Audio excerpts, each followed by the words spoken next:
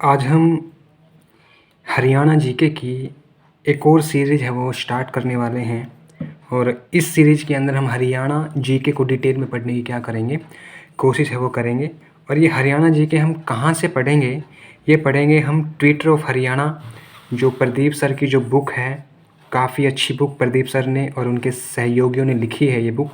और इसमें हरियाणा के हर एक कंसेप्ट को अच्छे से डिटेल में पढ़ाया गया है।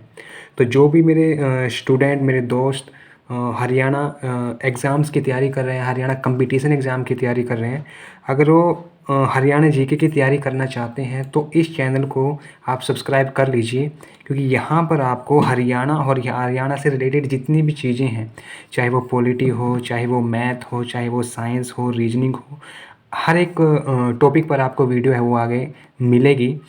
तो अगर वीडियो थोड़ी सी भी अच्छी लगे तो वीडियो को लाइक करें, कमेंट करें, शेयर करें और चैनल को सब्सक्राइब ज़रूर करें। तो चलिए स्टार्ट करते हैं। आज हमारा पहला जो टॉपिक है, हम पढ़ेंगे हरियाणा के इतिहास के बारे में। ठीक है, करते हैं स्टार्ट। तो सबसे पहला जो टॉपिक हमारा है वो है हरियाणा का इतिहास। बिल्कुल ही डिटेल में पढ़ेंगे हम इस बुक को।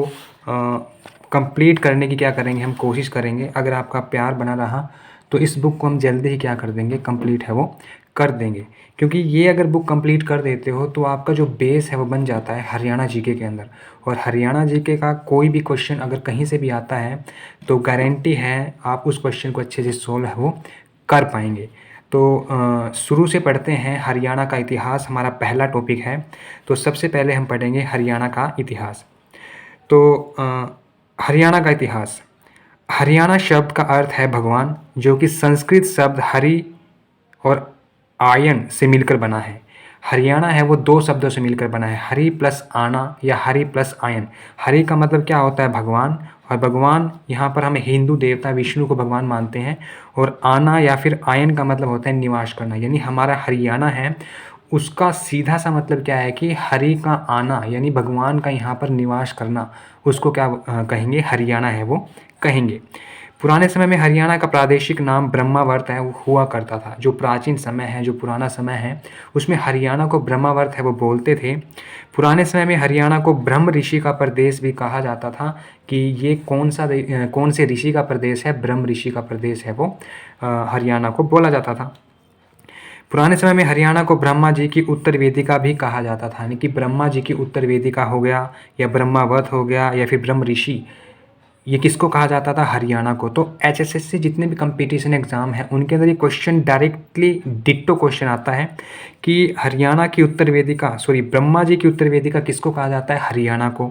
इसके अलावा हरियाणा का प्रादेशिक नाम कौन सा था, ब्रह्मावर्त था। यह पुराने समय में हरियाणा को किसका प्रदेश कहते थे, ब्रह्म ऋषि का प्रदेश है वो कहते थे।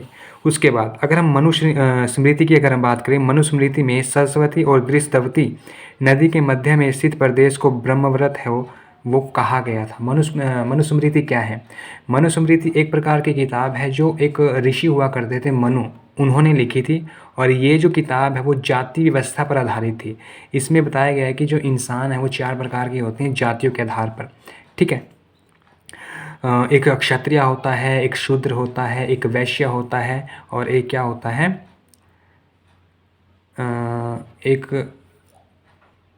एक ब्राह्मण होता है। ठीक है, तो जो लड़ने वाला है वो उसको क्षत्रिय बोलते हैं, जो पूजा पाठ करने वाला है उसको ब्राह्मण बोलते हैं, और जो व्यापार करने वाला होता है उसको वैश्य बोलते हैं, और जो छोटे मोटे काम करने वाला या किसी के का कूड़ा कचरा उठाने वाला उसको शूद्र बोला गया है।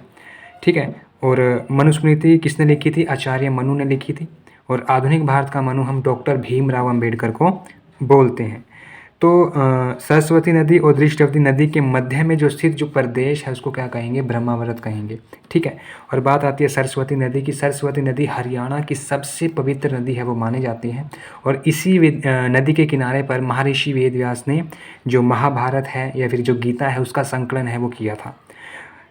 हरियाणा को आदि सृष्टि का जन्म स्थान भी कहा जाता है। हरियाणा को हरियाणा चाहमान ग्रंथ में कहा गया है। ये क्वेश्चन कई बार एग्जामों में पूछा जाता है कि हरियाणा को हरियाणा किस ग्रंथ में बोला जाता है। तो एक ग्रंथ है चाहमन, चाहमन ग्रंथ के अंदर हरियाणा को हरियाणा है वो बोला जाता है।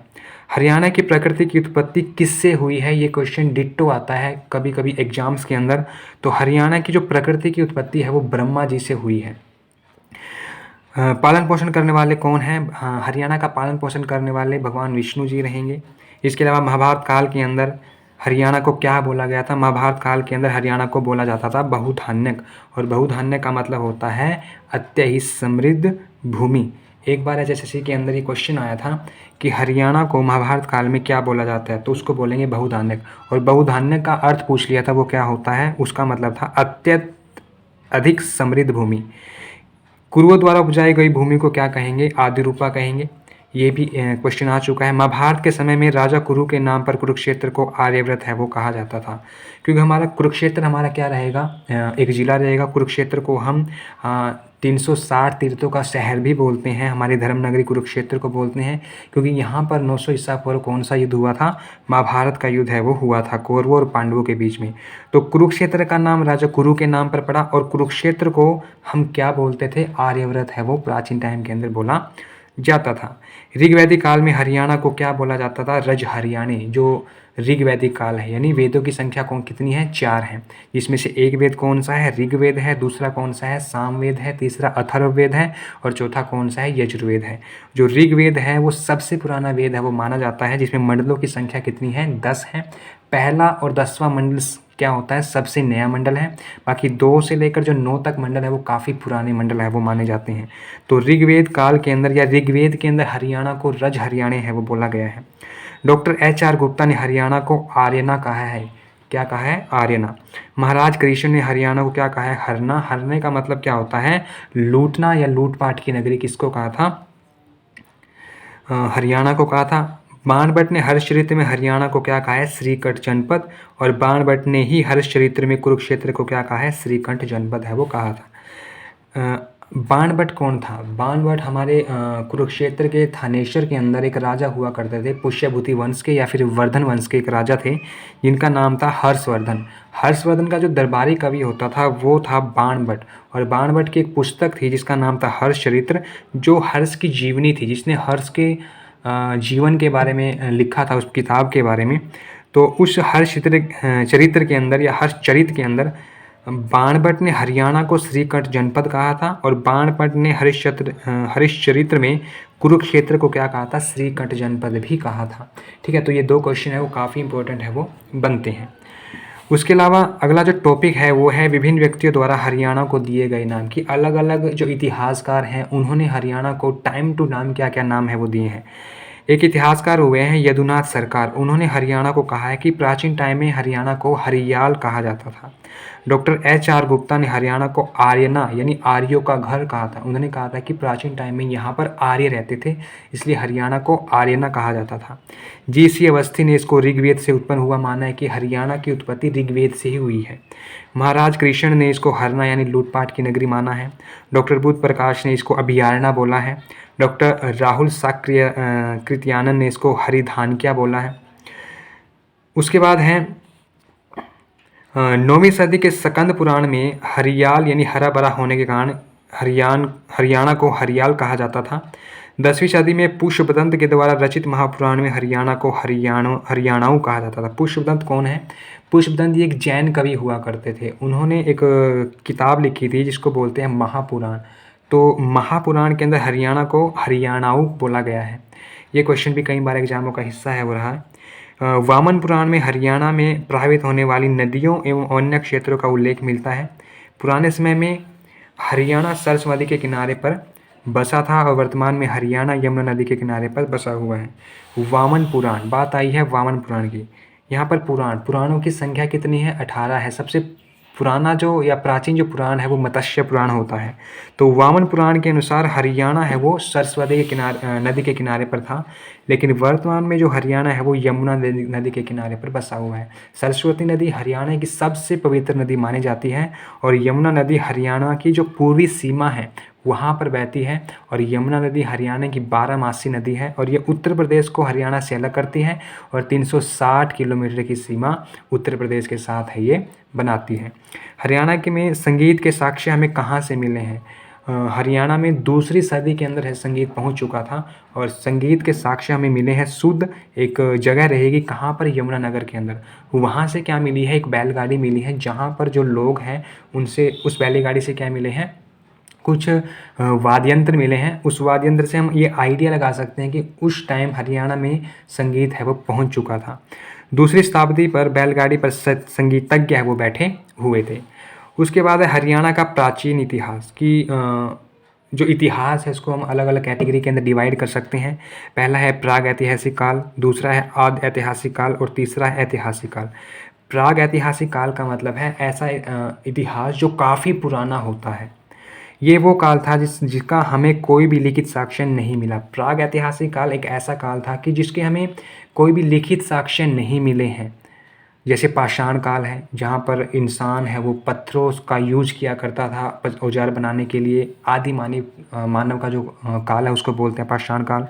आदि ऐतिहासिक काल ये वो काल होता है जिसके हमें लिखित साक्ष्य तो मिले हैं, लेकिन हम उसको पढ़ नहीं पाए हैं, उसको पढ़ा नहीं जा सका। इस प्रकार के काल को हम आद्य ऐतिहासिक काल कहेंगे। जैसे सिंधु घाटी सभ्यता बोल सकते हैं, ये हड़प्पा सभ्यता बोल सकते हैं, क्योंकि हड़प्पा सभ्यता की बहुत सारी चीज़ें हमें देखने को मिली हैं। वहाँ की मोहरें मिली हैं, ठीक है, मृद भांड मिले हैं, लेकिन जो भी चीज़ें मिली हैं, चित्रकारी मिली है, उनको आज तक पढ़ा नहीं गया है। क्यों? क्योंकि उनकी जो लिपि है वो क्या होती है, भाव चित्रात्मक है, यानी उनकी जो लिपि है वो कौन सी है, अज्ञात है।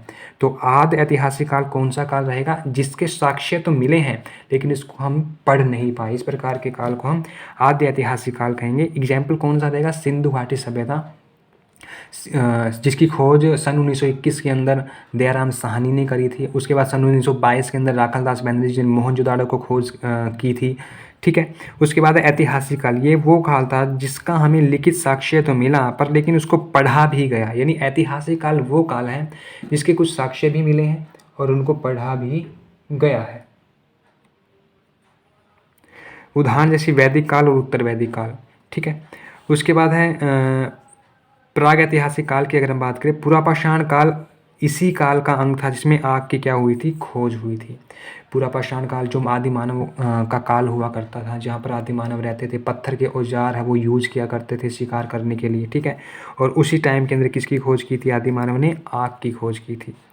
उसके बाद अगर हम बात करें पिंजौर क्षेत्र की या शिवालिक क्षेत्र की, मानव जीवन के प्रारंभिक साक्ष्य के रूप में हमें मानव की खोपड़ी मिली है जो कि 1.5 करोड़ वर्ष पुरानी है। यह हरियाणा का सबसे प्राचीनतम साक्ष्य है। इसकी खुदाई डॉक्टर पिलग्रिम ने की थी। तो एक क्षेत्र है पंचकुला पिंजौर के अंदर, वहाँ से हमें 1.5 करोड़ वर्ष पुरानी क्या मिली है, खोपड़ी मिली है, जो हमें ये बताती है कि मानव कितना पुराना है, मानव का जो जीवन है वो कितना पुराना है, मानव कब से है वो रह रहा है, ठीक है। और इसकी खुदाई एक डॉक्टर हुआ करते पिलग्रिम ने की थी। ये स्थान कहाँ पर रहेगा, पिंजौर के अंदर रहेगा। सुकेतड़ी कालका क्या रहेगी, पंचकुला की एक आरक्षित विधानसभा सीट है वो रहेगी। उसके बाद अरावली क्षेत्र की अगर हम बात करें, फिरोजपुर, झिरका यानी नूह, कोटला आदि स्थानों पर चिकने गोलदार पत्थर वह चमकदार पत्थर है वो मिले हैं। पुरापाषाण काल प्राचीनतम साक्ष्य भारत में भीमबेटका की गुफाएं मध्य प्रदेश से मिले हैं। इसके अलावा जो आदि मानव जो जब रहा करता था पुरापाषाण काल के अंदर, उससे संबंधित जो गुफाएं हैं वो भीमबेटका की गुफाएं, ये कहाँ रहेंगी, ये रहेगी मध्य प्रदेश के अंदर। और मध्य प्रदेश को भारत का इथोपिया भी बोलते हैं, मध्य प्रदेश को भारत का सोया स्टेट भी बोलते हैं, ठीक है। उसके बाद है मध्य पाषाण काल की अगर हम बात करें, या फिर बोल सकते हैं आदि ऐतिहासिक काल। मैं पहले ही बता चुका हूँ, आदि ऐतिहासिक काल ऐसा काल जिसके हमें लिखित साक्ष्य मिले हैं लेकिन इसको पढ़ा नहीं जा सका। हरियाणा में हड़प्पा सभ्यता, ठीक है, कि हड़प्पा सभ्यता हरियाणा, तो हरियाणा में हड़प्पा सभ्यता, हड़प्पा सभ्यता को सिंधु घाटी सभ्यता या सरस्वती सभ्यता के नाम से भी जाना जाता है। ये क्वेश्चन कई बार पूछा जाता है कि हड़प्पा सभ्यता को और किस नाम से जाना जाता है। तो हड़प्पा सभ्यता को हम सिंधु घाटी सभ्यता भी बोल सकते हैं, सरस्वती सभ्यता के नाम से भी इसको हम जानते हैं, क्योंकि यह सभ्यता सिंधु या सरस्वती नदी के किनारे पर पनपी थी। इस सभ्यता में सबसे पहले खोजा गया स्थल हड़प्पा था, ठीक है। और इस सभ्यता में सबसे पहले खोजा गया स्थल हड़प्पा था, इसलिए इसको हड़प्पा सभ्यता के नाम से भी जाना जाता है। हड़प्पा की खोज सन 1931 में दयाराम साहनी नामक एक भारतीय पुरातात्विक व्यक्ति ने की थी। ठीक है, तो हड़प्पा सभ्यता की खोज कब की गई थी? सन 1921 के अंदर की गई थी। किसने की थी? दयाराम साहनी ने की थी। ठीक है, वो एक भारतीय हुआ करते थे। कहाँ पर की थी? हड़प्पा पर। हड़प्पा एक जगह का नाम है जो वर्तमान में कहाँ पर रहेगी? पाकिस्तान के अंदर रहेगी। और जो हड़प्पा सभ्यता है, जो हड़प्पा सभ्यता के अंदर जो हड़प्पा है वो किस नदी के किनारे पर है? वो सिंधु नदी के किनारे पर नहीं है, वो रावी नदी के किनारे पर बसा हुआ है। इसके अलावा ये क्वेश्चन आता है कि मनुष्य ने सबसे पहले किस धातु का प्रयोग किया था? मनुष्य ने सबसे पहले जिस धातु का प्रयोग किया उस धातु का नाम रहेगा तांबा, और इसका जो सिंबल है वो रहेगा Cu।